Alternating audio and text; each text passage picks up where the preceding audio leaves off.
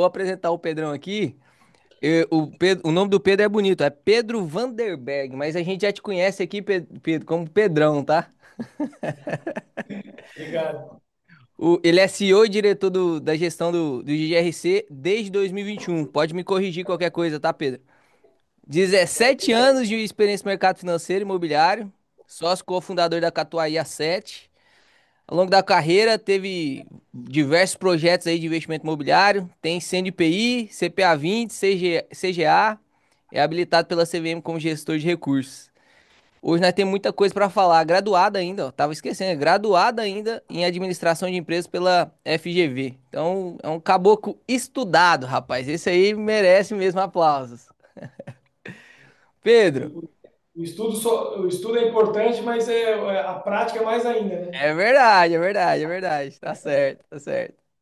Inclusive, Legal. cara, te parabenizar aí. Eu, como o Léo que produz conteúdo, tá? O Léo que produz conteúdo, te parabenizar pela carta lá dos gestores. A GGRC tá fazendo um ótimo trabalho, principalmente fazendo aqueles videozinhos mensais lá pra galera, né, ler junto com o gestor. Então, vocês estão fazendo um ótimo trabalho aí de verdade. E aí, o Léo Cotista também te agradece.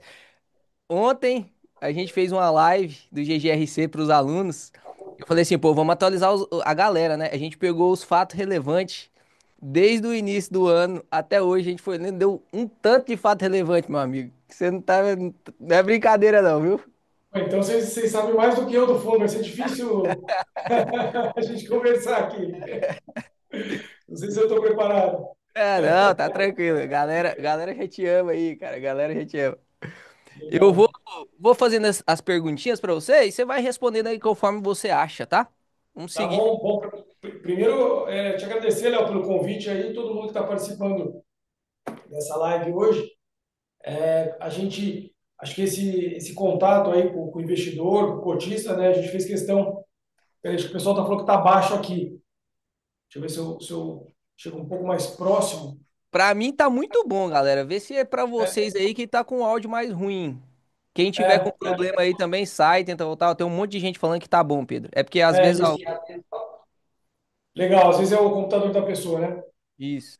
Mas, enfim, a gente fez questão de ser talvez o pioneiro, né, em termos aí de vídeo com o cotista, transparência e realmente colocar à disposição, né? Porque a gente tinha aquela história de, pô, as gestões não aparecem aí em público para falar com o cotista. Então, a gente, desde o início, quando eu iniciei aqui nas Agros e no fundo, a primeira coisa que eu falei, muitas vezes e eu já era investidor em cotista de fundo imobiliário, né?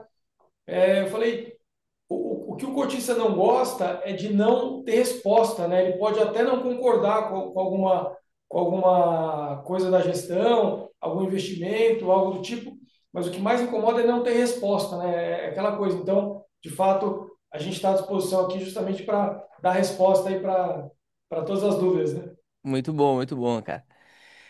Pedrão, primeira coisa aí, passa pra gente um panorama do mercado. O que que você acha que tá acontecendo no mercado imobiliário brasileiro? Assim, você que é o cara que faz as visitas técnicas, o que que você acha que vai acontecer nesses próximos anos? Qual a sua perspectiva aí pra, em geral, o mercado não só de fundos imobiliários, depois a gente anda de fundos imobiliários, mas o mercado imobiliário em geral. E aí depois você traz sua expertise aí do mercado de fundos imobiliários, né? Legal. Acho que assim, Léo, a gente gasta bastante sola de sapato, né? Principalmente visitando imóveis nossos e possíveis aquisições, né? Então a gente percorre aí o Brasil todo, visitando ativos do fundo e visitando também possíveis novos investimentos, né? E eu brinco que assim a realidade que a gente está vendo na rua hoje, enfim, no Brasil afora, principalmente no nosso mercado, né? O mercado logístico e também industrial tá um pouco distante aí do que a gente está vendo na tela hoje quando você olha o mercado financeiro, né?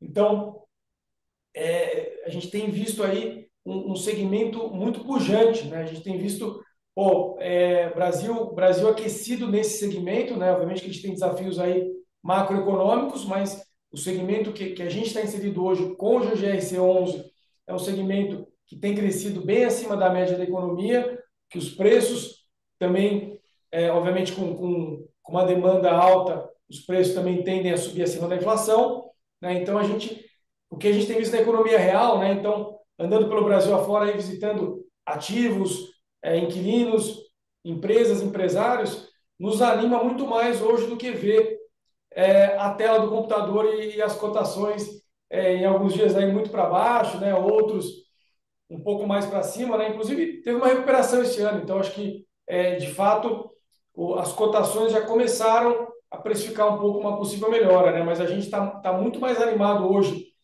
andando pelo Brasil e na economia real do que de fato lendo jornal ou vendo a tela Home de broker ali notícias. defasado, né? Exato, Verdade. que acho que é um ponto para o investidor estar atento, né? Se ele fica olhando muito notícias econômicas ou cotações, né, ele acaba eventualmente ficando até com a opinião dele prejudicada, poluída, né, com informações que nem sempre são necessariamente o que está acontecendo na economia real, né? Então a gente faz questão de ter esse trabalho de campo, né? Esse trabalho de campo é importante para ter a percepção correta e o segmento nosso graças a Deus está indo muito bem, né? Eu sempre costumo falar pra galera, Pedrão, e aí não sei se você concorda, você pode dar sua opinião sincera aí. Eu sempre falo pra galera, a gente tem um método de investimento, dentro desse método de investimento a gente tem alguns fundos que a gente chama de ancoragem, uma classificação nossa mesmo. E aí dentro Uhum. desses fundos de ancoragem a gente gosta muito do setor de logística. Eu não sei se o setor logístico é o seu preferido, se tem alguma coisa assim, mas por que que você acha que realmente a galera sente uma sensação maior de segurança dentro do setor logístico? Por que que você acha que os galpões logísticos, principalmente se a gente for dar uma olhada, inclusive nesse momento, né? O Brasil tá tão. O mercado em si tá tão defasado e realmente com muito desconto que até os logísticos estão com desconto. Mas se a gente compara os logísticos com escritório, com shopping e tal, assim, os logísticos tendem a ter menos desconto. Por quê? Eu acho que isso é um resultado direto da própria pandemia, né? Então, todo mundo, enfim, vivenciou é, os, os, os lockdowns lá aí, a pandemia e tudo mais. E uma coisa ficou clara, né? Você pode não ir ao shopping ou não ir para o seu escritório, mas em casa você tem que receber mercadoria, você tem que receber compras. Enfim, a logística mostrou que ela virou o centro da economia no momento de pandemia que todo mundo teve que ficar em casa.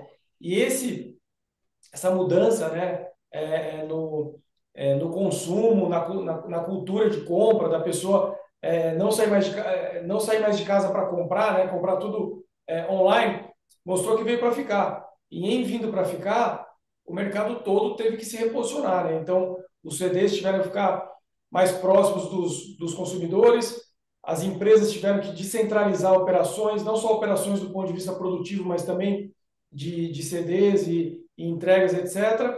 Então acabou sendo um setor assim que a pandemia colocou ele em outro patamar, né? Ele mostrou que não só ele sobreviveu, mas ele passou a ser essencial para a vida de todo mundo e ninguém mais hoje vive sem fazer compra e sem querer receber o seu produto, a sua mercadoria, seja necessidades básicas de itens de consumo de supermercado, ou seja, itens aí de eletrodomésticos, enfim, qualquer coisa, né? O pessoal hoje está muito habituado, eu mesmo sou um fã hoje de fazer compra no celular e receber no dia seguinte, né? Então, acho que isso mudou o jeito que as pessoas passaram a consumir e tornou a logística essencial, né? Ela virou o centro aí das operações, né? Concordo plenamente. Eu acho que todo tipo de ativo, independente se é da classe de fundo imobiliário ou não, mas todo tipo de ativo e setor, ele é testado no estresse. Então, Isso. quando chega o estresse, faz o teste, o que passa é quem normalmente chama a atenção da galera que é mais conservadora, né? Logística é muito bom. Agora uma pergunta, cara, que eu quero fazer pra você, e eu tô ansioso pra saber a sua resposta, cara. Eu coloquei, inclusive, isso aqui como algo que eu quero fazer essa pergunta pra todo gestor de fundo imobiliário que eu encontrar. Você, graças a Deus, foi o primeiro, que é um cara muito gente boa. E aí vai lá, a pergunta. Pra quem tem menos de 30 anos, isso é polêmico, inclusive, hein, Pedrão? Pra quem tem menos de 30 anos, faz sentido ou não faz sentido investir em fundos imobiliários? Se você acha, pode dar sua opinião sincera. E, inclusive, eu adiciono, você já respondeu isso, né? Mas, enfim, adiciono. Se você tem fundos imobiliários na sua carteira, o que que você acha desse tipo de ativo, essa estrutura? Acho que, primeiro assim, Léo, vou respeitar aí as práticas nossas aí de compliance, né? O compliance é o que mais me chama atenção. Ó, cuidado com o que você fala, hein? Porque assim, a gente não pode dar recomendação do que o investidor vai fazer com o seu dinheiro, né? A gente é profissional do mercado, mas eu posso contar o que a gente faz, né? Então, sim, eu invisto em fundo imobiliário, minha carteira tem uma parcela relevante em fundos imobiliários, é onde eu me sinto confortável, né? Então, acho que as pessoas elas têm que se sentirem confortáveis com o investimento. Se é uma pessoa que se sente bem com ações, ela investe em ações, né? Se ela se sente bem com fundo imobiliário, onde ela consegue entender um pouco mais o que está por trás do ticker, da carteira, etc., eu acho que é importante ela tá posicionada. Hoje, o mercado de fundos imobiliários ele criou um leque tão amplo, né, e tão diversificado de produtos, que eu acho que faz sentido você ter no teu portfólio, independente da tua idade, tá? É claro que quanto mais jovem, né? Eu tenho três filhos, eu não tenho mais 30 anos, eu tenho 40. Eu tenho três filhos já, eu tenho um de 10, uma de 8 e uma de 2 anos. Os três, eu já monto carteira para eles, desde pequenininho, né? Então a gente vai depositando aí pouco a pouco, que os três possuem fundos imobiliários. Então, assim, eu aplico também para os meus filhos que são ainda pequenos, né? Então, acho que faz sentido desde o início, né? Desde que nasce já ter fundos imobiliários. E eu acho que ao longo da vida, né? Claro que a tua relação com o risco, né? Conforme você vai ficando mais velho, você tende a não tomar tanto risco. Então, obviamente, depende da pessoa. Então, a parcela de fundos imobiliários tende a ir crescendo junto com renda fixa, né? Eu, por exemplo, eu invisto hoje preponderantemente em renda fixa e fundos imobiliários, porque é onde eu me sinto confortável, mas tem pessoas da minha idade que investem quase 100% em ações. Então, não tem tanta regra, mas eu acho sim que faz sentido, desde que nasce, você já ter um portfólio diversificado, né? Com ações, renda fixa, eventualmente fundo multimercados, enfim, as várias classes aí de ativos e dentro disso, conforme o teu risco e idade, você vai aumentando ou diminuindo a alocação, né? Boa, eu também sou um defensor da classe de fundos imobiliários, na verdade do real estate, né, dos imóveis em geral. E aí os fundos imobiliários é o melhor veículo, na minha opinião. E eu sou um defensor, inclusive pego muito, muita gente pega o meu pé e eu pego no pé de muita gente. E eu acredito que um portfólio diversificado, principalmente se ele tiver bem alocado com correlação negativa, os fundos imobiliários eles nos permitem fazer isso dentro do próprio fundo imobiliário, classes diferentes com correlação negativa, a gente consegue muita rentabilidade, né? E é muito menos volátil, né? Se compara a volatilidade do Ibov com o IFIX, é muito melhor você, olhando para quem teme risco, investir em fundos imobiliários mesmo. Tamo junto demais, muito obrigado por essa resposta. Essa resposta é a que eu queria daqui dessa live. Vamos E lá. é legal que assim, Léo, eu também comecei investindo mais em tijolo direto, né, em imóveis físicos, porque eu sempre fui apaixonado pelo setor imobiliário como um todo. Mas ao longo do tempo, você vai percebendo que, de fato, o investimento direto nos fundos, né, além aí das questões que a gente tem incentivos tributários, liquidez, etc., mas ele faz muito mais sentido do ponto de vista de diversificação, né? Porque um dinheiro que você tem, eventualmente, em um imóvel, quando você vende ele, você divide ele em vários tipos de classes de imóveis, né? Você pode ter um pouquinho de shopping, um pouquinho de logística. Então, isso me levou, com o tempo, ir saindo do imóvel físico e colocando mais também em fundo imobiliário, né? Mas aí, claro que você tem que ver em qual tipo de fundo você se sente confortável, né? Porque tem fundos também que a gente já viu que acabaram passando por problemas aí e não foram uma surpresa tão agradável aí para o investidor. Sim, fechou. Agora falando mais do GGRC mesmo especificamente, essa plaquinha bonita que tá aí atrás de você aí. Ah, Passa legal. pra gente um histórico, o crescimento aí do GGRC. A gente, inclusive, tava falando, e comparando com alguns pares, o quanto cresceu o GGRC, né? Realmente. E aí eu queria que você falasse sobre essas últimas emissões, a nona e a décima principalmente. O que que, assim, dá pra passar um panorama geral aí pra galera. Legal. Bom, o GGRC11 é um fundo que teve início lá em 2017, né? Então, ele já está aí há algum tempo no mercado. É, acho que, assim, um lado positivo dele, independente da gestão, né? Porque a gente brinca que, assim, quando um portfólio é bem feito, né, e tem bons ativos, eventualmente, até em algum momento que você não concorda muito com a gestão, os ativos se seguram, né? Então, acho que nesse período todo, se você olhar o gráfico de retorno do fundo em relação aos benchmarks, ao IFIX, ao CDI, ao IPCA, ele bate consistentemente os benchmarks, né? Mas falando da nossa gestão, então a gente assumiu o fundo aqui em final de 21, tá, para 22, né, a gestão do GGRC 11, e aí naquele momento, né, o fundo passava por desafios, né, então foram herdados alguns desafios aí, que eu nunca gosto também de julgar o que foi feito antes, porque aquela história de engenheiro de obra pronta é fácil, né, Léo? Você chegar e apontar o Sim. dedo e falar, pô, fez isso e aquilo, é, não é o que eu gosto de fazer, eu gosto de falar do que a gente fez, né, dali para frente. Então, o que a gente acabou fazendo com o fundo foi basicamente de 2000 final de 21 para 22 até 2023, a gente entrou numa fase de reestruturação, né, que eu falo, chamar assim, fase um do fundo aqui, gestão nossa, né? Então, a gente teve como desafio reequilibrar aí o portfólio do fundo, a estrutura de capital, né? O fundo tinha obrigações e não tinha caixa, tinha algumas aquisições aí que tinham problemas, né? Então o inquilino pós-pandemia estava enfrentando problema, com até inadimplência, né? Recuperação judicial. Tivemos dois episódios aí, o pessoal conhece bem o fundo com o Covolan e Americanas.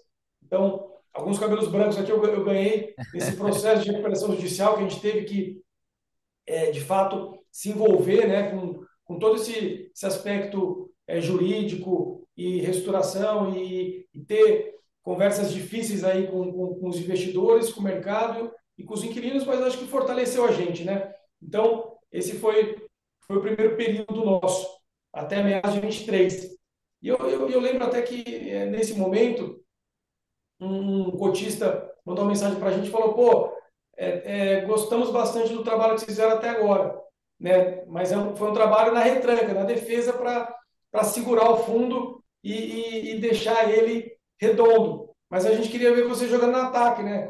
Como é que vocês vão se comportar para o fundo crescer, né? Então, acho que naquele momento, em meados de 23, a gente virou a chave entre tá só aqui arrumando a casa e jogando na retranca para depois voltar a crescer, né?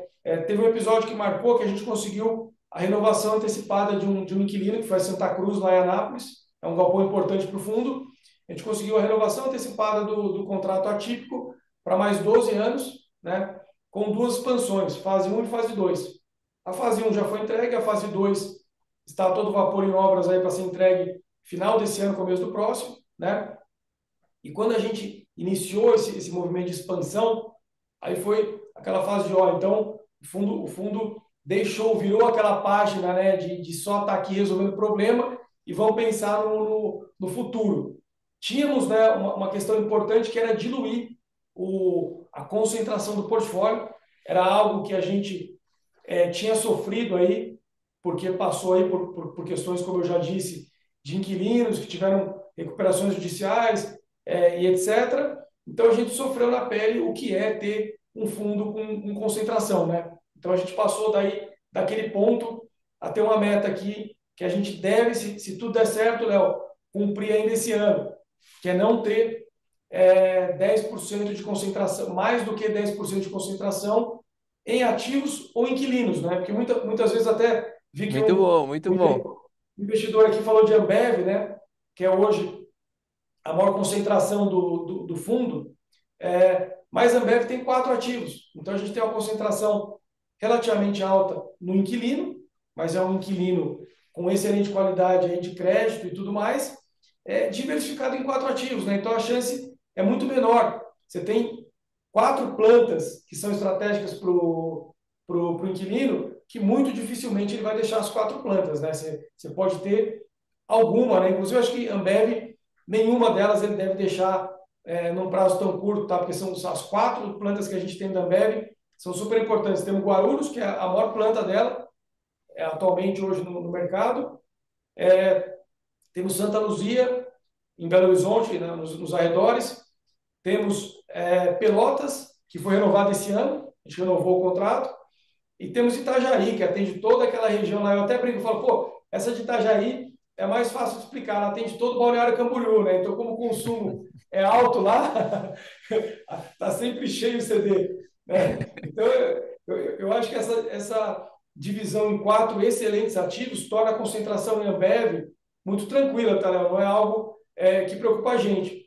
A segunda concentração hoje, até também, quando eu consigo Tá aqui, de olho no chat aí, né?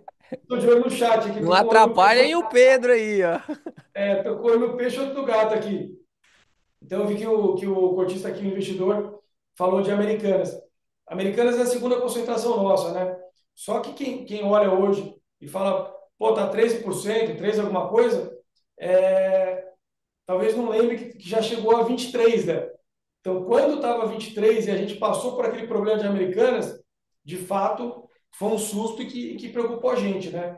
Então, hoje é uma situação muito melhor, não só porque a gente reduziu a concentração de Americanas, mas como também Americanas se recuperou, assim, não pode dizer que a empresa está totalmente recuperada, mas dado a situação lá em 2023 até hoje, né, a empresa cumpriu passos importantes aí, aprovou o plano, teve aquela injeção de capital de 24 bi, né, sendo que 12 bi foi em dinheiro dos acionistas lá do 3G, 12 bi foi convertida a dívida em equity, e desde então a empresa vem passando aí por melhorias, e diga-se de passagem, nunca atrasou um dia de aluguel, tá, Léo? Acho que é importante colocar que a gente nunca teve problema com a empresa, tá? O aluguel pago pontualmente em dia, e o que eu costumo brincar não, né? Porque quando o assunto é investimento é brincadeira, né? Mas como eu costumo falar, a preocupação nossa não era no ativo, que é um CD logístico de extrema qualidade, né? Com 90 mil metros de ABL quase. A preocupação nossa é quando eventualmente a gente tiver que reposicionar esse ativo, a gente ter ele reduzido no portfólio para poder alugar ele com calma, né? Não ter que reposicionar a qualquer custo. Acho que esse é o grande lance, né? Porque assim, se a concentração é de 23% e o inquilino sai, seja Americanas ou seja qualquer outro, você tem que correr para alugar. E aí você pode ter que aceitar propostas, como a gente fala aí no jargão popular, da canela, né? Não é o caso aqui. Então, como a gente está reduzindo a concentração e a gente tem um imóvel, um ativo ali com qualidades importante, etc., quando for o momento de reduzir, que não está nem próximo disso, né? 2027 para 28, e a empresa, inclusive, tornou esse CD bem estratégico para ela, né? Porque ela devolveu muitos outros CDs e concentrou nos poucos que sobraram, né? Então, acho que eu expliquei aí a Ambev e Americanas, que são duas grandes questionamentos aí que a gente tem, né? Se tiver mais algum aí também, Perfeito. fico à Eu disposição. vou. Eu acho que, assim, a galera do chat tá bolhando aí, né, de perguntas. Eu vou fazer algumas perguntas, assim, mais estruturais, e aí depois você prende mais atenção aí no chat. A galera é doida, se você for dar atenção pro chat, você vai ficar aí até meia-noite. Eu tô ficando maluco, eu tô vendo várias coisas aqui. Essa pergunta é muito importante. Qual a sua opinião sobre emissão nos fundos imobiliários? A galera criou, na verdade, um mito, né? Não é nem um boato, é um mito dentro do mercado por conta de algumas emissões que outros fundos imobiliários, em geral, né, fizeram. E aí realmente diluiu o cotista sem entregar rendimento. Mas qual que é a sua opinião sobre emissão e por que que a diluição do acionista, do cotista, não teoricamente é ruim? Como assim, como que você explicaria para uma pessoa que tem medo das emissões de cotas que ela não precisa sentir medo na emissão? A gente gosta bastante, né, de fazer um quadrinho resumo, e a gente deve divulgar em breve no relatório, que é aquele antes e depois da emissão, né? Então, antes da emissão a gente mostra qual que era o PL do fundo, qual era o rendimento recorrente, qual era o nível de alavancagem, a maior concentração dos inquilinos, o ABL. Enfim, esse quadrinho, Léo, acho que é super claro e importante para mostrar o que a emissão fez com o fundo, né? Sim. E eu tenho dois pontos importantes que a gente olha, obviamente, a gente acaba olhando vários critérios, mas principalmente, né, você tem que ver o lado qualitativo e quantitativo, né? O quantitativo, para mim, é você nunca piorar o rendimento do cotista. Então, essa premissa para nós é regra. Isso aí vamos falar assim, está escrito a pedra aqui, não podemos mexer nisso. E a gente tem sido, acho que o pessoal tem percebido, né? A gente é bem duro em negociações, tá? Independente, o pessoal às vezes fala, pô, você está pagando em cota, como é que é esse negócio de pagar em cota? Você é mais flexível em preço? De forma alguma, tá? A gente é bem duro em negociações, né? Como tem que ser. Eu brinco que, assim, a gente tem que ser sério, ser ético, ter compromisso, manter o combinado, mas, assim, quando você está negociando, é uma briga que você tem que puxar sempre pro teu fundo, né? Pro teu lado. E a gente briga mesmo pelo resultado, porque é o único momento, Léo, que você pode ganhar ali você ganha na compra, né? Então aquela história de, pô, claro, a venda é importante, mas a margem toda está na compra. Então a gente busca realmente, quando faz aquisições, independente se é em cota ou se é em dinheiro, trazer elas num patamar importante aqui de entrada, né? Quer dizer, você pagar um preço correto aí por metro quadrado, você ter um bom aluguel, que vai te gerar um bom cap rate, que vai na média do fundo, deixar o yield do fundo equilibrado para cima. Então, o resultado final disso tem que ser que pós-aquisições, né, o número de cotas que você emitiu, a receita que ela vai te gerar, ela mais do que compensa a diluição. Esse é o ponto importante para o investidor entender. Então, assim, não Exatamente. importa se ele diminuiu a participação dele, desde que a receita que você gerou a mais profundo compense essa diluição, o rendimento por cota vai ser maior, né? Esse é o resultado claro da emissão. E para mim, assim, se ela foi neutra ou gerou pouco valor ali para o cotista em termos de rendimento, ela tem que ser positiva do ponto de vista qualitativo. O que é isso? É o que eu venho comentando aqui. Se ela melhorou a diversificação, trouxe ativos melhores aí na média para o portfólio, quer dizer, ativos mais novos, mais bem localizados, mais modernos, com bons inquilinos. Se ela diminuiu a alavancagem do fundo, né? Porque você faz uma emissão que você aumenta ativos e eventualmente não traz passivo. Então você já diminuiu a alavancagem também, né? Se você trouxe aí uma composição aí de risco e retorno mais interessante. Então, tudo isso junto deixa o fundo do ponto de vista qualitativo melhor. Agora, claro que o quantitativo é a regra número um, né? A gente nunca pode abaixar ele, pode subir. Mas se você faz uma emissão e mantém ele no mínimo estável ou acima, né? E agregou no qualitativo, aí eu acho que é uma emissão campeã, vamos falar assim. Perfeito. Você Porque a tem galera que, você tem fica. A galera você fica tem que muito ligada ao ganhar negócio da emissão, né? E aí, às vezes, elas esquecem o motivo do fundo imobiliário existir, às vezes. Eu sempre uso o exemplo das canetinhas pra galera. É melhor você ter duas canetinhas, ter uma posição acionária lá, cotiza 50% do fundo e recebe R$ 2. Diminuir para 30% e receber 5, eu prefiro ter 30% e receber 5, né? Então, mesmo que mantenha o mesmo rendimento, aumentando a diversificação do portfólio e qualidade, como você bem falou, né, faz sentido. Então, a galera não precisa ter medo de subscrição, né? A subscrição, inclusive, ela é necessária, a emissão ela é necessária para que os fundos cresçam e melhorem, né?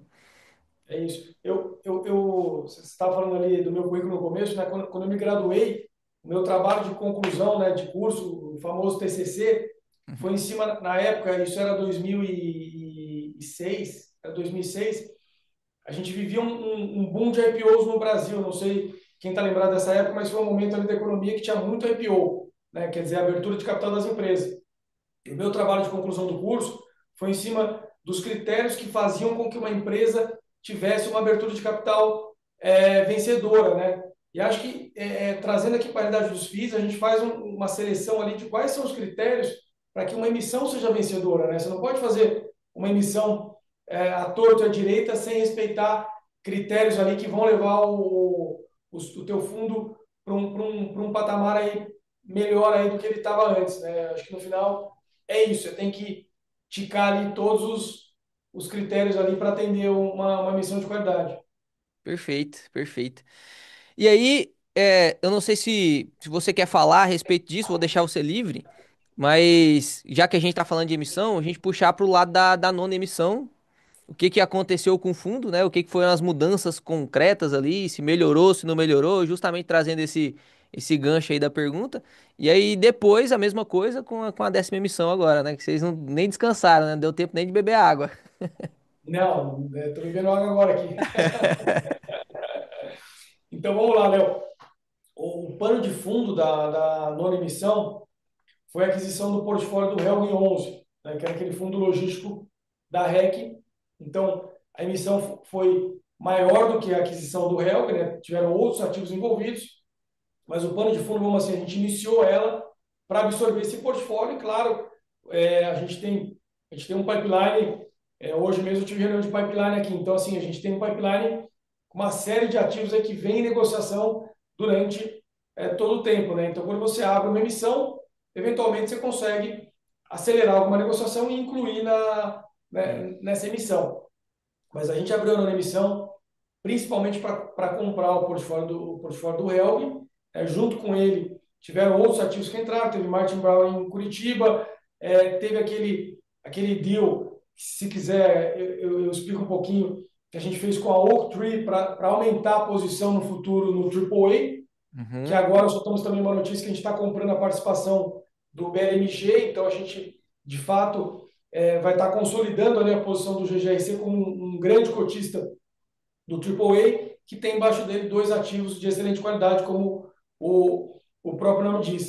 Mas voltando à tua pergunta, Léo, acho que a nona emissão, o resultado dela, como eu te falei do antes e depois, né, foi trazer um fundo ali que estava por volta de 1,3, 1,350 bi de patrimônio para próximo de 1,700, né? Ela foi importante para diminuir a alavancagem do fundo, porque entrou só ativos, não veio alavancagem nessa emissão.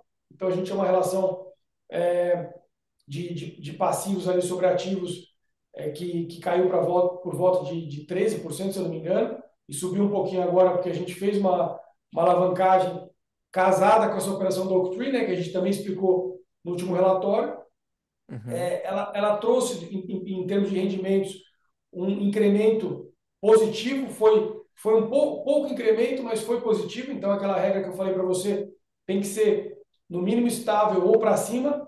Mas essa décima emissão agora é uma emissão que deve ser mais importante em termos de ganho por rendimento. Tá? Uma emissão que a gente está animado para apresentar um pós-décima emissão que deve gerar um valor importante para o fundo. A gente saiu também de uma base ali de contratos predominantemente atípicos, só que já tinham um pedaço típico, né? E a nona emissão consolidou a aquisição de mais imóveis do ponto de vista de contratos típicos. Então a gente brinca que a gente está aumentando um pouquinho essa pimentinha do fundo, né? O fundo hoje tem 85% em atípicos e 15% em típicos. E se você olhar, tem um gráfico interessante no relatório nosso, que mostra a evolução do preço por metro quadrado do mercado e o do portfólio.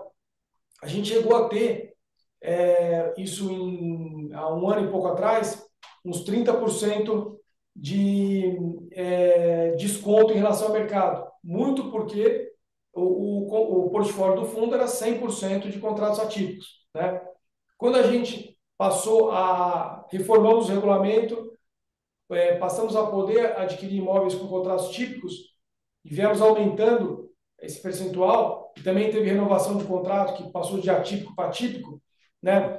Você vê claramente que essa diferença, esse gap diminuiu. Então, hoje está por volta de 15, 16% de desconto. Então, acho que a média nacional está em 29, 30 e o portfólio hoje está em 25, né? Então, você vê que a gente teve uma, uma recuperação boa em termos de preço, principalmente, Léo, devido a renovações e novos imóveis aí típicos que têm um preço por metro quadrado mais alto, né? Porque, só para o pessoal entender um pouquinho essa dinâmica, contratos atípicos, você não pode, em momento algum, revisar preço, né? Que a gente chama de revisional, né? Você é obrigado a respeitar todo o prazo do contrato. Então, se é um contrato de 10 anos, você carrega ele há 10 anos somente corrigido pela inflação. Quando é Uhum. um contrato típico, que são geralmente condomínios e imóveis aí que são bem localizados do ponto de vista aí de geográfico, né? Porque tem que ser imóveis aí que você acaba usando para last mile ou para operações aí em grandes centros, você tende a ter uma recuperação de preço maior. Então, a troca, né? Você tem um giro maior de clientes E quando o mercado melhora, como é o caso atual, né, que a gente está tendo aí ganhos aí de até 20% de preços em grandes praças, aqui em São Paulo principalmente, você consegue repassar para o teu inquilino. Então, é importante, na nossa visão, ter esse mix. A nona emissão, ela foi importante para o fundo crescer a base de ativos, aumentar um pouco a exposição em contratos típicos, melhorar na margem os rendimentos e diminuir a alavancagem. Só que aí, Léo, o que aconteceu? A gente vinha negociando, até para o pessoal entender, né? Porque outro dia falaram para mim, pô, esse negócio de fazer emissão virou diversão.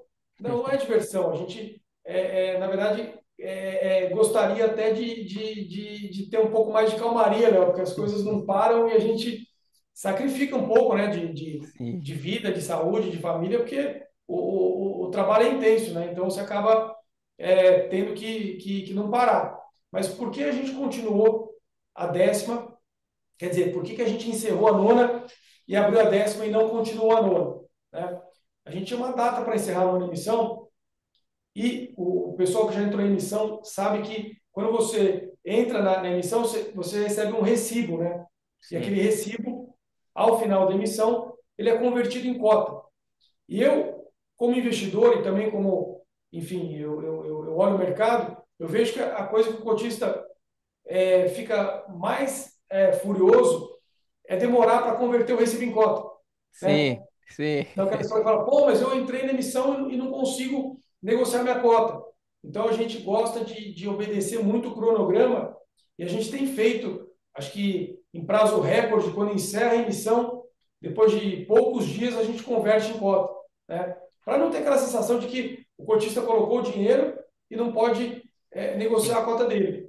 E quando você trata com um institucional que vendeu ativos e recebeu cota, o respeito é o mesmo, porque você também tem uma obrigação com ele em entregar a cota, que ele possa negociar a cota, não livremente, né? Porque a gente também tem feito critérios de negociação para que o institucional não saia vendendo a cota a qualquer preço e qualquer volume, né? Mas a gente encerrou na emissão para cumprir esse dever nosso aí de entregar a cota no prazo correto e tinham ativos de negociação que a gente não conseguiu finalizar. Então foi por isso que a gente abriu em seguida a 10ª emissão de cotas. Foi basicamente uma continuação, Léo. Não deu para acabar aqui, É a a gente encerrou 9.2, né? É a 9.2. quase que isso. Então, na verdade, ela foi uma continuação da nona que não foi possível finalizar tudo a tempo. Então, não é não tem nem como, né? A gente acabar e abrir outra em prazo tão rápido, fazendo processos separados, né? Foi quase que uma coisa só, uma continuação dela. E essa 10ª emissão, acho que o que eu posso falar de público, né? Porque também a gente tem período de silêncio, aqui a gente não pode divulgar informações que não sejam públicas. O que eu posso falar é o que a gente já divulgou. Se vocês olharam os últimos fatos relevantes, a gente tem lá a aquisição dessa nova parcela do AAA, do BLMG, né, que a gente está adquirindo. A gente tem a aquisição do portfólio, que na verdade é o único ativo do VTLT11, que é um fundo conhecido aí do pessoal também. Muita gente. Engraçado até que a gente recebeu muita mensagem de cotista falando que eu era cotista do VTLT e sou do GGR, vai virar uma coisa só e tá tudo bem agora. Então também tem essa aquisição importante do VTLT, que é um CD da Renault. Né? É importante dizer que a Renault é a maior multinacional instalada no Paraná, então, assim, em termos de importância para o Estado, e o Paraná é um Estado importante para o Brasil, a Renault é a empresa mais importante hoje, multinacional, instalada no Estado. E ela tem um único CD lá, que atende não só o Brasil, como a América Latina. E é esse CD em questão que a gente está adquirindo via essa operação com o VTLT, em que os cotistas do VTLT vão passar a ser cotistas do GGRC. Né? Então, acho que é uma outra operação interessante. E assim, Léo, não posso adiantar outras, mas posso falar que a gente continua ativo aqui em negociações, tá? Perfeito, perfeito. Tenho duas perguntas para você sobre o que você falou. Tá. Primeira pergunta sobre os contratos típicos e atípicos. Vocês têm uma meta que vocês querem atingir? Por exemplo, eu quero que o meu portfólio tenha, sei lá, 30% atípico e. Não, 30% típico e 70% atípico. Porque O atípico ele dá muita segurança, né? Mas ele tem esse problema aí de quando os aluguéis sobem acima da inflação, você fica meio defasado. Inclusive, tem gente que olha com maus olhos, tem gente que olha com bons olhos, porque você tem um upside de aluguel, né? Mas você tem alguma meta que você possa falar de quanto por cento de atípico tipo que você quer?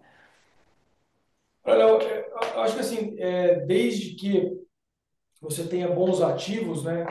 A gente não cravou um número. O que a gente tem hoje no regulamento é que o fundo vai ser prioritariamente atípico. Então, a gente tem que ter, no mínimo, 51% do fundo em atípico, né? Então, essa é a cara do fundo e a gente não vai mudar a Uhum. cara do fundo, né?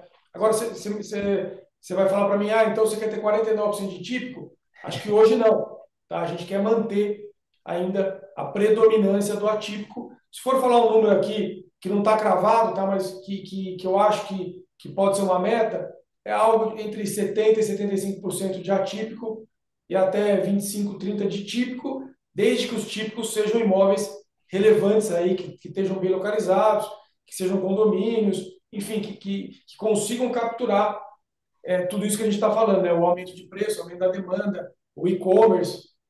Acho que dentro disso você ter o contrato típico representando um pouquinho mais, eu não vejo problema, tá? Perfeito. E a outra pergunta era sobre a negociação do AAA. É, aí você pode falar o que você pode falar aí. É, no caso de GRC, ele vai comprar toda a participação do BLMG. Que hoje, no caso, é 31, se eu não me engano, que vai virar 25, né? E aí, no Isso. caso, no final, no frigir dos ovos, vai ficar 50% do AAA para o GGRC e 50% para a Oaktree. É mais ou menos isso? Hum? É exatamente isso, Léo. Só para dar um passo para trás aqui, explicar como começou, né, o AAA. O AAA, na verdade, foi um fundo que começou entre BLMG e Oaktree. Ele tinha uma questão de amortização de CRIs, e foi aí que a Oaktree entrou com um comprometimento de aportes, né, justamente para diminuir a alavancagem, né? Sim. E esses aportes, eles acabam esse ano. Ela faz um último aporte agora no final do ano, de aproximadamente 80 milhões, e aí encerra o ciclo de aporte delas, né? Lembrando que esse fundo tinha três ativos. A gente vendeu um ativo dele, que era até um excelente ativo aqui em São Bernardo, que estava alugado para o Mercado Livre, né? Foi o maior preço por metro quadrado das transações do ano passado, né, de todo o mercado, para você ter ideia. Então foi uma grande venda, a gente vendeu por um excelente preço, né? E acabou que reduziu bastante também a alavancagem do AAA, porque dos 115 milhões, que acho que foi o preço do ativo, 100 milhões foi para pagar o CRI, 100 milhões ou cento e pouquinho, tá? Uhum. Então o fundo reequilibrou a estrutura de capital dele, só que agora com a Oaktree fazendo o último aporte, encerra essa fase de aportes dela e passa a ser 50% Oaktree e 50% GGRC, finalizando agora, claro, a aquisição, né? A gente está em fase final aí, a gente anunciou que celebrou o documento definitivo, mas entre você celebrar o documento definitivo e transacionar, né, a troca, eu até vi que um cotista perguntou aqui se é compensação de crédito, já passou, eu vi um tempo atrás, é compensação de crédito, então entre você assinar o documento e compensar o crédito, leva algum tempinho, mas está caminhando para tudo ocorrer bem, tá, Léo? Então a gente deve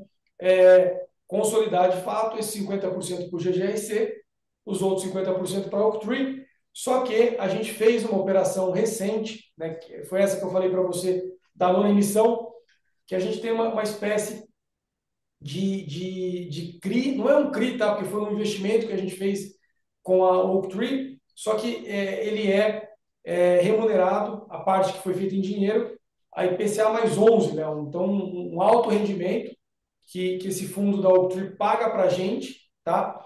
E daqui a 2 anos ela pode pagar o principal com cotas do AAA. Então, no final, o que a gente está mirando aqui? A gente está mirando ter um retorno mais alto durante um período aí que a gente entende que é um período ainda de adaptação aí do portfólio, de adaptação não, de consolidação do portfólio, e daqui a 2 anos a gente pode sair de 50% do fundo para 70%, 80%, depende aí das condições, tá?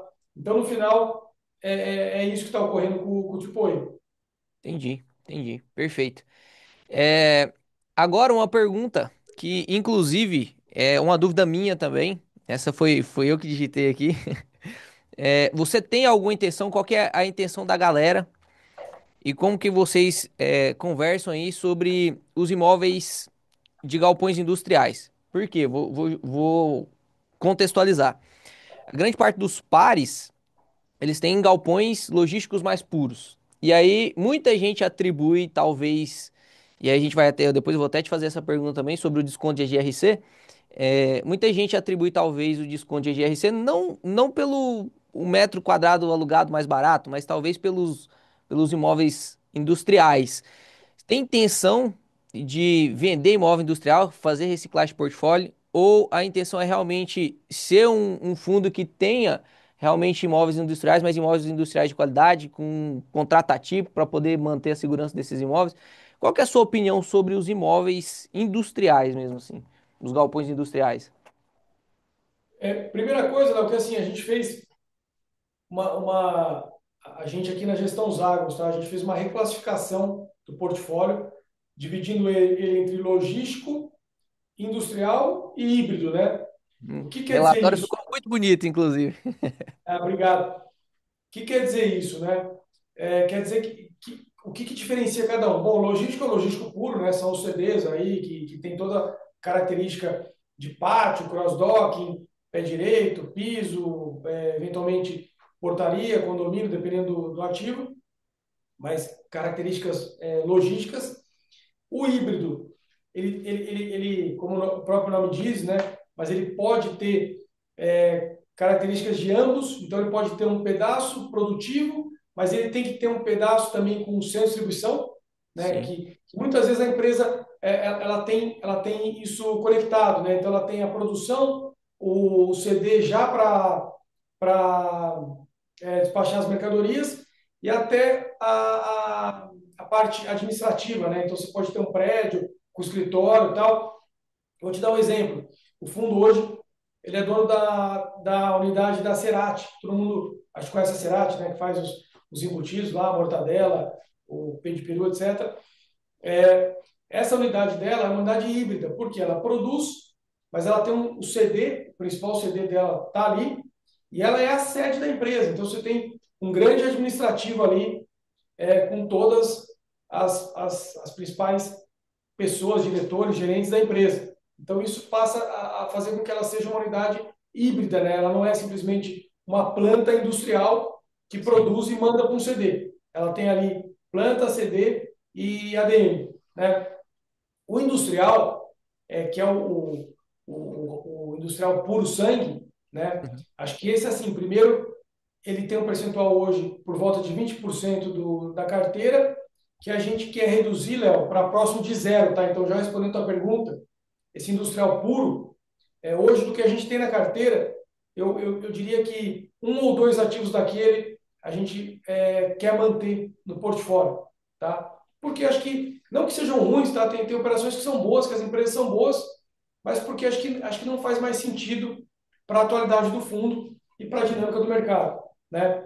Sim. Te dando já também uma informação que deve ocorrer pós essa emissão, como a gente está fazendo as aquisições, praticamente, ou 100% delas são de ativos logísticos agora dessa emissão, a gente automaticamente vai aumentar, né? Eu fiz até uma conta de padeiro aqui, que a gente deve levar para 70% do portfólio, tá? Isso aqui está sujeito a revisões, tá? Foi uma conta que eu fiz de padeiro aqui, que ainda não está finalizado. Mas a gente deve levar o logístico para 70% do portfólio, né? O híbrido e o industrial devem cair para 15%, né? Então, pós-emissão, a gente já deve ter um portfólio que saiu de 60, de quase 60, o cotista me corrigiu, que é 58, ele tem razão. Para Você viu que a praticamente galera tá 70, afiada aí, né?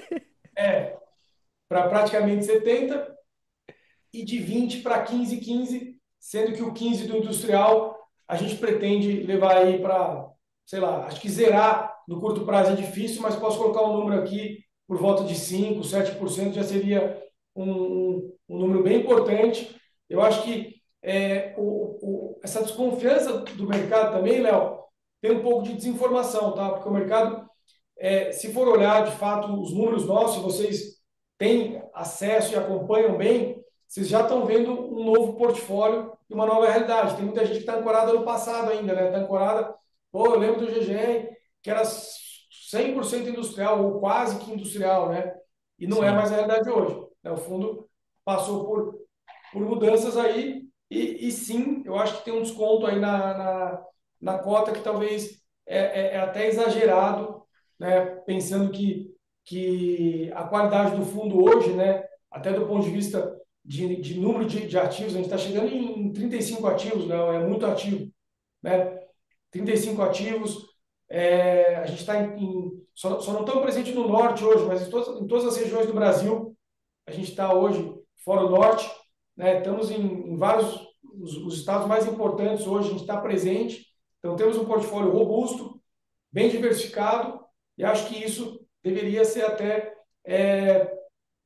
tido como algo positivo frente aos outros, né? Porque tem muitos fundos hoje que têm realmente um portfólio 100% logístico, mas concentrado eventualmente em alguma região específica. Não vou sim. citar aqui, mas pô, tem regiões aí que são mais arriscadas do ponto de vista de mudanças de tributação, isso e aquilo, ou concentrados em ativos específicos, né? Então, falar, ele é 100% logístico, mas 30% da receita dele está em um único ativo, está em uma única região, né? Sim, Então, acho que essa diversificação nossa é sim importante, e eu acredito que devagarzinho aí, se comunicando e mostrando o resultado, a gente vai sim tirar esse desconto, tá, Léo? perfeito, perfeito. Eu não acho ruim o desconto, não, pra falar a verdade, viu? Eu também como investidor não, mas como gestor eu acho. É porque você tá em duas peles, né? Não tem como. Ai, ai. Então, assim, só consolidando para poder ficar mais claro pra galera, hoje com um desconto, se a gente leva em consideração os pares, principalmente pares do mesmo tamanho, eu falo de capitalização de mercado, a gente vê um desconto realmente, posso dizer, talvez até irracional. Não sei no que está ancorado o desconto. Eu tenho as minhas premissas do porquê está ancorado, mas eu queria ouvir de você por que que você acha que o cotista olha para a cota assim e dá desconto à cota. A gente falou do primeiro ponto que seria a parte industrial. E tem um outro ponto que a gente discutiu sobre o preço da defasagem do aluguel, do preço metro quadrado. Enfim, tem algum outro ponto que você enxerga assim e consegue dizer que o cotista às vezes tem medo ou alguma coisa do tipo que embute esse desconto aí na cota? Não, é difícil falar, porque assim, eventualmente você tem até efeitos aí, né? Pô, apesar do GGR ter uma liquidez hoje muito importante, né? A gente colocando aqui um panorama do fundo, né? De nem 2 anos para cá, ele quase dobrou de tamanho. Ele está atingindo, se Deus quiser, o mês que vem. Eu fiz uma aposta que era esse mês, para quem vê as nossas. Não são lives, são vídeos gravados, né? A Aham. minha aposta era em setembro, mas não deu. Provavelmente em outubro a gente vai bater a marca de 200 mil cotistas, né? Vai ter até camiseta nova, né? Então, Amém, 200 amém. mil. E a liquidez do fundo, não menos importante, ela saiu ali por volta de 1 milhão e pouquinho para hoje mais de 4 milhões, chegando em 4,5 até a última média diária, né? Últimos 30 dias. Então, assim, mesmo ele tendo essa liquidez importante, sendo um grande fundo, ele está suscetível eventualmente ter essas ineficiências, né, do investidor específico ir lá e um dia vender uma posição às vezes relevante, e só colocando aqui que é importante, o pessoal já vai falar, pô, é porque você está trocando cota.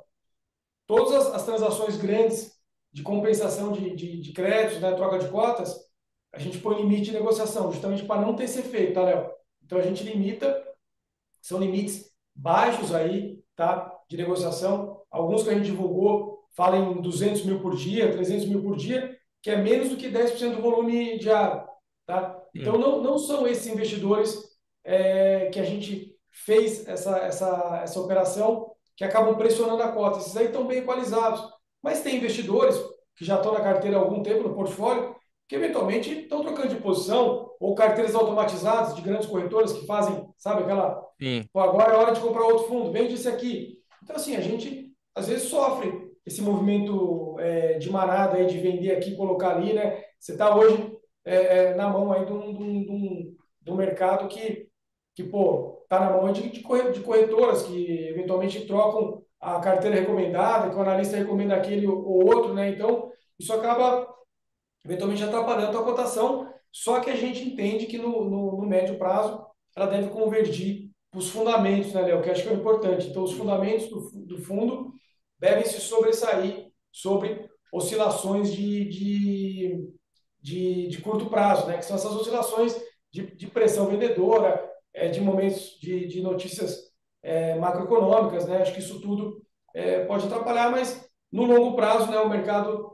pode ser ineficiente no curto prazo, mas ele se torna eficiente no longo prazo e a cotação deve convergir. De fato, assim, a gente está vendo hoje o GGRC, se Deus quiser, hoje não, né? Após a décima emissão, ele vai se tornar o quarto maior fundo do segmento. Então, nós vamos ter o HGLG, o BTLG, o XPLG e o GGRC. Esses três aqui é difícil brigar, né, Léo? Então, a gente tem que ter humildade aqui também para ver que são competidores aí de Se difícil seguir briga. nesse ritmo aí, uns 2, 3 anos alcança. Não quer dizer que é porque eles são gigantes que a gente tem medo. A gente não tem medo É, também isso de, aí. de brigar, Léo, mas assim, são grandes fundos, né? São aí os principais fundos do mercado. A gente tem orgulho de ter à frente três fundos desses aí, né? Então, na verdade, a gente nem chegou lá ainda, deve chegar agora, né, em quarto lugar. Mas tão importante quanto isso é você ter essa base de investidores, né, que a gente agradece sempre aí, porque acho que é isso que de fato mostra que a gente deve estar no caminho certo, porque o retorno que a gente tem é do investidor estar com a gente, não de você estar crescendo isso ou aquilo, né? É o Sim, investidor que faz a gente crescer. perfeito. Dá para ir uma última pergunta? Estou aqui, se quiser pode continuar. Eu, Não. eu, eu já avisei lá em casa que eu vou chegar mais tarde. Ah, não, é porque 3 filhos, né? Não sei como que é, né? A minha tá vindo agora, eu vou ver como é que é, pra exigir mais. Vamos lá, vou fazer uma perguntinha aqui, ó. Essa é boa. Até 2027, cerca de 27% dos contratos de locação vão vencer. Hã? Qual que é a estratégia, assim, que você tá olhando para mitigar esse risco? Assim, a gente precisa ter medo desses vencimentos? Como que o gestor, e aí agora falando aqui uma pergunta para mais pessoas mais leigas, mas como que o gestor lida com isso? Ele fica de braço cruzado até vencer o contrato? Ele já vai tentando fazer negociação desses contratos, talvez para. Eu vi, inclusive, a gente leu durante os fatos relevantes que teve 2 aditamentos de contratos, alongando e tal. Como é que vocês fazem estratégia? Ou vocês querem trocar de atípico para típico, até para atender aquela estratégia que você falou? Enfim, qual que é a estratégia que você está pensando para esses 27% aí que vai vencer os contratos? Legal, Léo. Então, assim, só para dar uma informação aqui, vocês devem ter visto aí também nos fatos relevantes, né? Esse ano só a gente já renovou três contratos, né, Léo? Então, a gente renovou Magna, Ambev Pelotas e Volkswagen MAN, que tinha acabado de entrar no portfólio lá do SNLG do ano passado, quando a gente comprou o Uhum, portfólio deles. Estamos em negociação atual com mais dois inquilinos que têm vencimento próximo, né? E posso falar que as negociações estão indo bem, estão caminhando bem, né? Então, tudo isso, Léo, mostra essa antecipação nossa, e a gente tem aqui na gestora duas pessoas da nossa equipe que fazem. É claro que eu, por exemplo, sempre entro na negociação em fases importantes, mas a gente tem aquele contato diário de como se fosse um relacionamento com o cliente. Então, o inquilino nosso tem algum problema, ele tem a quem reclamar, sabe? Ele entra em contato com a nossa equipe e fala, pô, tô com um problema aqui de manutenção, tô com isso, tô aquilo, e isso cria essa proximidade, né? Então, assim, mesmo muito antes de vencer o contrato, a gente já inicia um relacionamento com o relacionamento, uma conversa com o inquilino para entender os Uhum. planos dele, né? Porque a gente tem que saber isso bem antes, né, Léo? Se ele, Sim. é claro que tem uma negociação aí, até por questões de valores, né? Que o inquilino sempre tenta colocar para baixo e a gente sempre tenta colocar para cima e fica aquela briga. Mas o que a gente quer saber é o seguinte: faz sentido ficar no imóvel? Se ele falar que sim, aí a negociação é o passo seguinte, né? Mas primeiro a gente tem que entender se faz sentido. Se fizer sentido, nós vamos estar atuando ali com todos com todas as armas ali para fazer a renegociação. Só que assim, Léo, outra coisa importante que eu acho que é a diversificação e a melhora na concentração, né? A diminuição da concentração traz. Você não pode ser prisioneiro do teu inquilino, né? Então, a renegociação e a renovação tem que ser feita desde que seja em termos corretos aí para o fundo, né? Em termos pô, você tem que olhar se está a média de mercado refletindo aquilo, né? Você não vai fazer uma renegociação abaixo do mercado. Para quê? Não faz sentido, né? Você vai buscar acima, porque teu ativo pode ter alguma qualidade melhor ou não, né? Se você vê que ele tem uma qualidade inferior à média, você também pode aceitar um pouco abaixo, mas geralmente a gente não faz negociações abaixo da média, porque o portfólio do fundo também é um portfólio que tem as suas qualidades. Então a gente busca sim atuar sempre com o inquilino para tentar a renovação, mas se vê que também é uma linha de que ó, o inquilino está querendo tirar proveito, sabe? Ah, está pedindo um desconto excessivo que vai ser prejudicial, o que a gente tem hoje também, o fundo está ficando grande, né? Então, quando você fica, eu vou te dar o exemplo da Ambev, tá? A Ambev sempre foi aquela empresa que negocia muito duro com seus fornecedores em geral, né? Não só com proprietários de imóveis, com todo mundo, né? E quando a gente também vira um fundo relevante que acaba tendo também o poder de barganha, a gente também fica forte na mesa para falar, ó, a gente não vai aceitar redução no valor, porque isso, isso e isso. Então também, enfim, eventualmente você joga duro, né, Léo? Porque quando você está na mão do inquilino, se ele colocar um valor X, totalmente, imagine que fosse o único ativo ou o único inquilino do fundo. Você acaba Sim. ficando na mão do inquilino. Qual que é a tua margem de negociação, né? A gente até, o caso do VTLT é meio emblemático, né? Alguns cotistas que eram do VTLT ficaram falando, ah, não queria que o fundo acabasse, ah, isso e aquilo. Mas pensa que o contrato com a Renault precisa ser renovado e você só tem esse ativo. Né? Como é que Sim. você negocia com a Renault? Quando você está num fundo maior e você tem mais poder de barganha, você tem como sentar e negociar, acho que bons termos, né? Você, claro, tem que fazer algo condizente também, não vai jogar um preço que não existe, mas Uhum. tem que ser feito de uma forma correta. Perfeito. Mais duas perguntas que a galera mandou aqui, ó, que eu acho interessante, você pode dar a sua visão, vou deixar mais livre. Qual que foi o Arthur que perguntou? Qual que é a sua visão sobre a alavancagem do fundo? Qual que é o planejamento? Inclusive, gostei do quadrinho que vocês fizeram lá. Qual que é o planejamento? Vocês vão se alavancar mais por quê? Porque agora, esse momento, inclusive, vocês iniciaram uma tendência que foi comprar ativos através de cotas, né? Então, o imóvel vem limpo, fora de alavancagem, a não sei que esteja comprando portfólio com alavancagem, mas teoricamente esse imóvel vem limpo, e aí você vai reduzindo a alavancagem proporcionalmente, né? A alavancagem fica a mesma nominal falando, mas sobe o portfólio, a alavancagem diminui. Mas você tem a intenção, e aí eu vou deixar o Celi para você falar, o que que você pensa da alavancagem do fundo atual e quais são os planos para o futuro da alavancagem do fundo? Legal, Léo. Acho que o primeiro ponto é que, assim, de fato, com o crescimento agora que a gente está tendo no fundo, tanto com a nona quanto com a 10ª emissão, a alavancagem vai ser reduzida, né, percentualmente, porque a gente não está absorvendo nenhum ativo com alavancagem, Sim, né? Então você está aumentando a sua base de ativos e está mantendo o passivo estático, né? Então quando você refizer a conta da alavancagem, ela vai diminuir. Hoje, o que eu posso dizer, tanto do ponto de vista de alavancagem quanto de desinvestimentos, é que o GGR ele não é um fundo que é obrigado a ter alavancagem ou venda de ativos para manter o seu rendimento. É claro que hoje os 10 centavos, né, ele tem um componente de não recorrente, que inclusive a gente é muito questionado sobre isso, né? Qual o guidance do ano que vem? A gente não tem ainda o guidance, porque a gente está digerindo tudo que aconteceu agora no ano para fazer o próximo ano.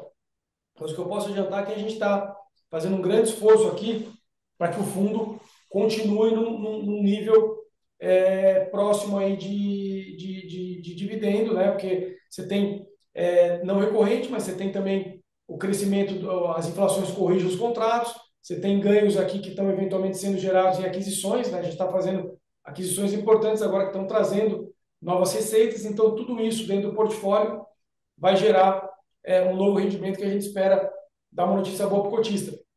Mas do ponto de vista de yield sobre o valor yield recorrente sobre o valor patrimonial, o GGRC tem hoje o maior do setor disparado entre os fundos relevantes, né? Quase 11%, né? Estamos em 10,5, acho, 10,60. Né? Quando você pega valor de mercado, próximo de 12, né? Hoje com 10 centavos está pagando 12. Né? Então, assim, a gente não depende nem de alavancagem, porque só para o pessoal entender, muitas vezes os fundos usam alavancagem ou usam desinvestimentos para gerar um nível de rendimento alto.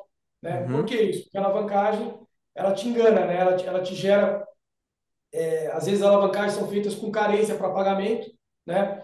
E você, momentaneamente, tem mais receita e menos despesa ali naquele momento para pagar. Né? Quer dizer, você consegue se alavancar, como o próprio nome diz, Dá né? uma inflada no Momentaneamente, dividendo, né?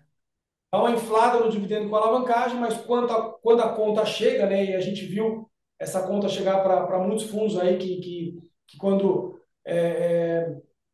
tiveram aí esse momento aí que o mar baixou, né, aí de fato acabaram tendo problemas e também a gente não necessita de desinvestimentos para gerar esse dividendo interessante. O que não quer dizer, Léo, que a gente não vai usar os dois mecanismos de forma inteligente, que é o que eu acho que a gente está fazendo hoje. Então, uma alavancagem num nível aceitável para baixo até, do ponto de vista aí, do que o fundo comporta. Um fundo como o GGR poderia ter 25% de alavancagem, que ele comportaria, mas a gente não quer deixar o fundo uma alavancagem alta. A gente acha que esse número aí de 10 a 15, Léo, é um número confortável, tá? Que não vai gerar nenhum tipo de solavanco aí para a gente.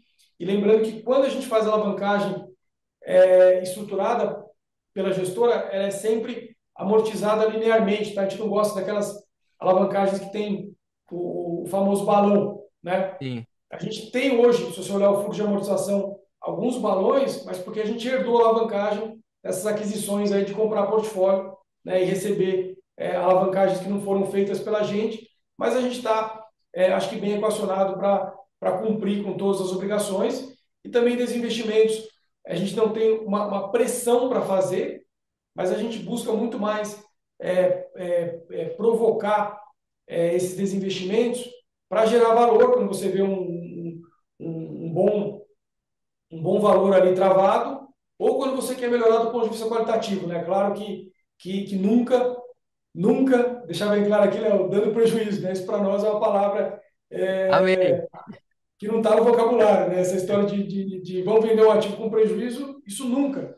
Eu prefiro ficar com imóvel industrial no portfólio do que, obviamente, realizar um prejuízo que você não precisa realizar. Você está hoje com as coisas equacionadas, a não ser que você precise, se é um fundo que está com problema, você tem que vender a qualquer preço o ativo e realizar um prejuízo, né? Que acho que não é o caso. Sim, perfeito, perfeito. E sobre, eu não sei se isso atrapalha na sua parte de gestão mesmo, mas toda esse bafafá aí de imposto, não tem imposto, agora o fundo imobiliário vai ter o dividendo taxado, agora não vai ter. Agora saiu uma nova notícia que talvez os fundos imobiliários, os FIINFRAs e os FIAGROS não serão mais taxados, mas a LCI e a LCA vai ser taxada e tal. Você acha que, aí agora falando sobre o setor mesmo, fundo imobiliário em geral, né, GGRC e todo mundo, você acha que essa taxação dos 5%, caso passe, se passar, vai prejudicar demais a indústria de fundos imobiliários? Tem muita gente que, mas eu investi em fundos imobiliários porque o dividendo era isento. Agora vai taxar o dividendo, eu vou sair dos fundos imobiliários. O que que você acha e discorre um pouco sobre isso para ou tranquilizar ou realmente preocupar a galera?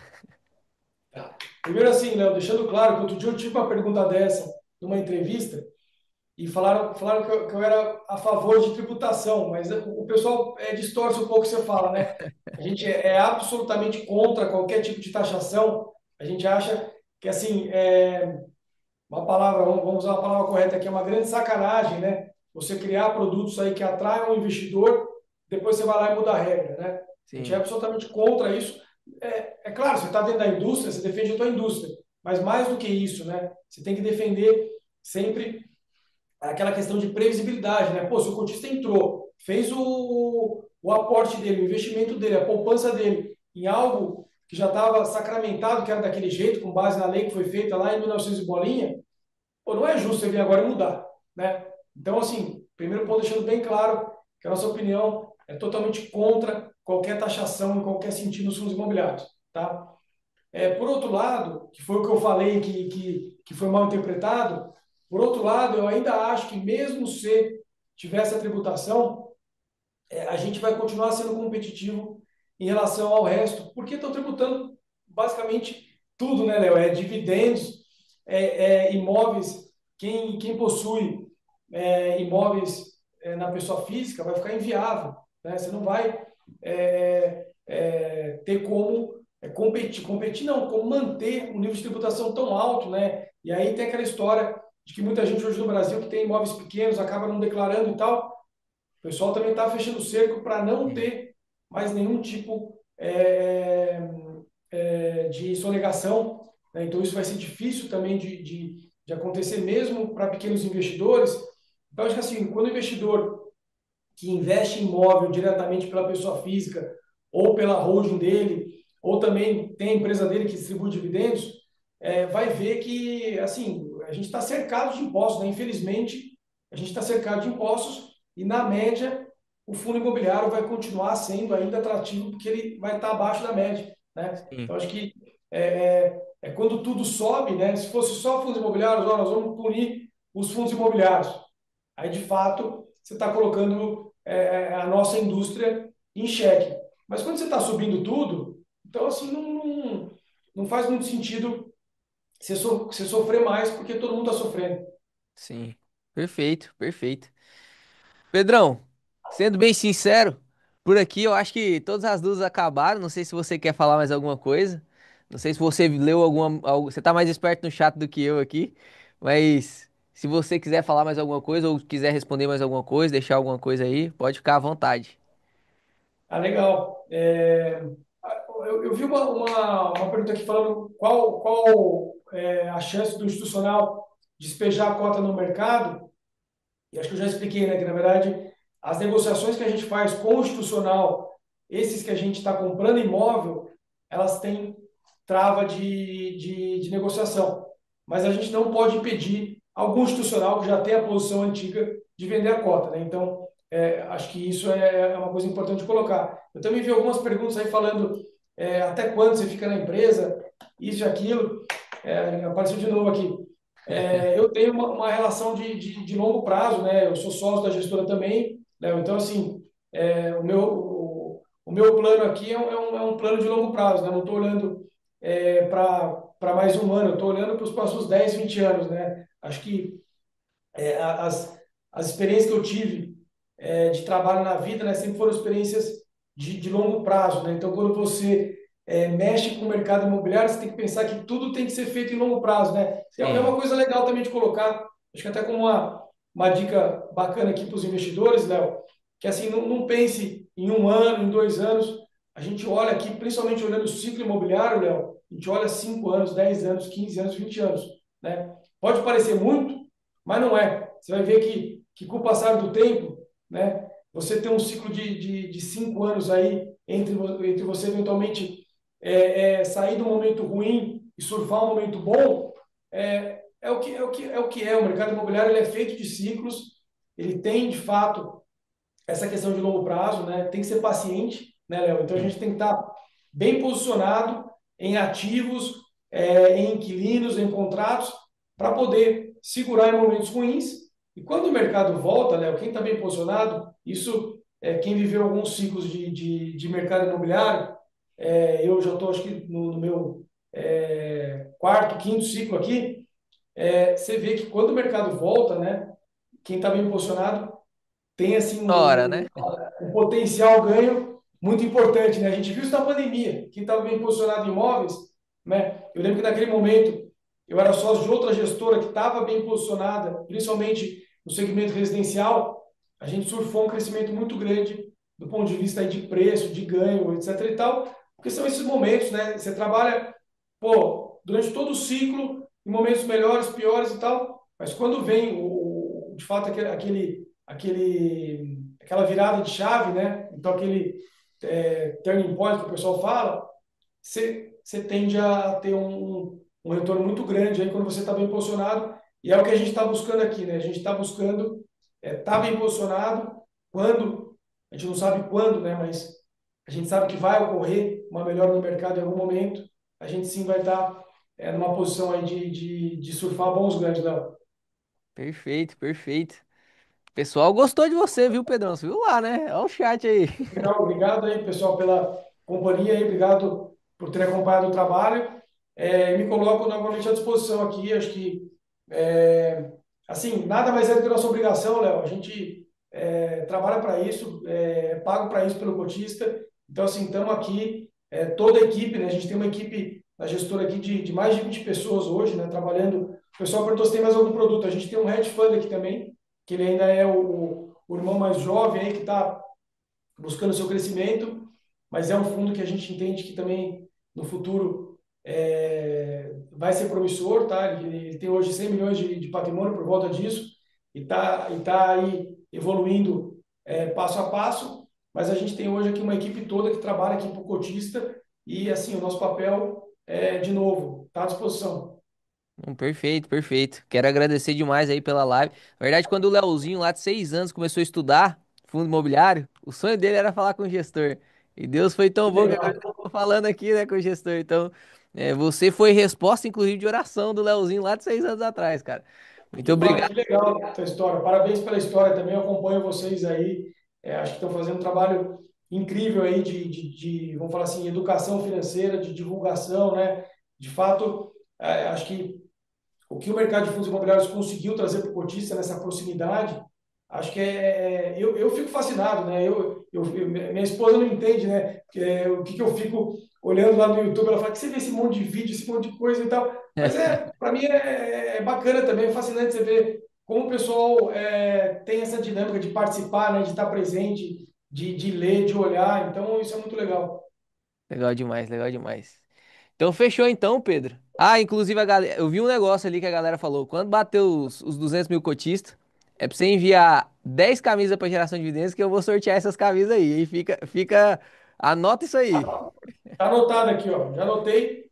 Se Deus quiser, vai ser mês que vem e já estamos Amém, amém. já estamos bolando ela aqui. Fechou, fechou. E com Deus então, Pedrão, tamo junto. Um abração aí pra você. Valeu, gente.